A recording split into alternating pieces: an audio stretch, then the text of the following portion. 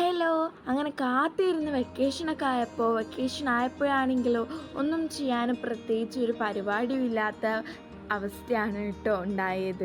അപ്പോൾ ഇനി ഞാൻ ഉമ്മാൻ്റെ കൂടെ പുറത്ത് പോവാണ്. ഉമ്മാക്ക് ആധാർ കാർഡ് എന്തോ ആക്കാൻ വേണ്ടിയിട്ട് ആധാർ കാർഡോ അങ്ങനെ അക്ഷയയിൽ പോകണമെന്ന് പറഞ്ഞിട്ടുണ്ടായിരുന്നു. ആൻഡ് ടുഡേയ്സ് ഔട്ട്ഫിറ്റ് എനിക്ക് ഭയങ്കര ഇഷ്ടമായിട്ടോ, ഭയങ്കര കാമായിട്ട് കോസി ആയിട്ട് എനിക്ക് തോന്നിയിട്ടുണ്ടായിരുന്നു. നല്ല ഇഷ്ടപ്പെട്ട ഒരു ഔട്ട്ഫിറ്റാണ്. കുറേ കാലങ്ങൾക്ക് ശേഷം ഇത്രയും ഇഷ്ടപ്പെട്ടിടുന്നത് ഞാൻ ആദ്യമായിട്ടാണ് കേട്ടോ. അപ്പോൾ ഞങ്ങൾ ഇത് എടുക്കാൻ വേണ്ടിയിട്ട് പോവാണ് അക്ഷയയിൽ നിന്ന്. അപ്പോൾ അതിന് വേണ്ടിയിട്ട് പോവാണ്. അപ്പോൾ കുറച്ച് സമയമാവും വിചാരിച്ചു. അതുകൊണ്ട് ഞങ്ങൾ എൻ്റെ അനിയത്തിയാളെ കൂട്ടിയിട്ടുണ്ടായിരുന്നില്ല. ആൻഡ് നമ്മളങ്ങനെ അക്ഷയയിൽ പോയപ്പോൾ ഉമ്മാൻ്റെ വോട്ടർ ID പ്രിൻ്റ് എടുക്കാൻ വേണ്ടിയിട്ടായിരുന്നു കേട്ടോ, ഈ കാർഡ് എടുക്കാൻ വേണ്ടിയിട്ടായിരുന്നു. അങ്ങനെ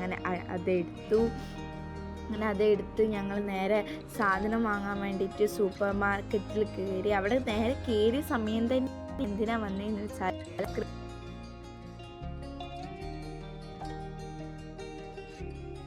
വാനില ഐസ്ക്രീം തിന്നാനുള്ള ഒരു കൊതിയായിരുന്നു കേട്ടോ എൻ്റെ ഉമ്മക്ക്. അങ്ങനെ വാനില ഐസ്ക്രീമും അതിലോട്ട് മുന്തിരും പായൊക്കെ ഇട്ടിട്ട് ഫ്രൂട്ട് സാലഡ് പോലെ തിന്നാന്ന് വിചാരിച്ചു.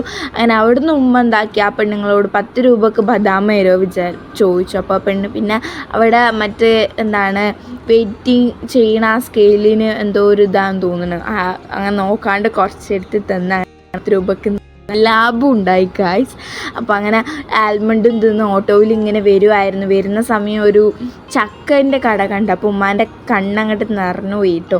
അപ്പോൾ ഇനി ഉപ്പാനെ കൊണ്ട് വാങ്ങിക്കണം എന്നൊക്കെ പറഞ്ഞു. പിന്നെ ഐസ്ക്രീമും പഴം ഇട്ടിട്ട് ഒരു ഫ്രൂട്ട് സാലഡ് പോലെ കുറേ ഉണ്ടായിരുന്നു കേട്ടോ. ഈ ഒരു ഐസ്ക്രീം ചോക്ലേറ്റ് ആയതുകൊണ്ട് എൻ്റെ ഫേവറേറ്റ് ആണ്. അപ്പോൾ ഇതൊക്കെ തിന്നു. അങ്ങനെയായിരുന്നു ഈ ഒരു ദിവസത്തെ മെയിനായിട്ട് ഉള്ളൊരു സംഭവം എന്ന് പറയാൻ. അങ്ങനെ പ്രത്യേകിച്ച് വല്ല ഇതൊന്നും ഇല്ല, എന്നാലും ഐസ്ക്രീമാണ് നമ്മൾ ഇന്നത്തെ മെയിൻ താരം. അപ്പോൾ അടുത്ത വീഡിയോയിൽ കാണാം. അതുവരെയ്ക്കും ബൈ ഗായ്സ്.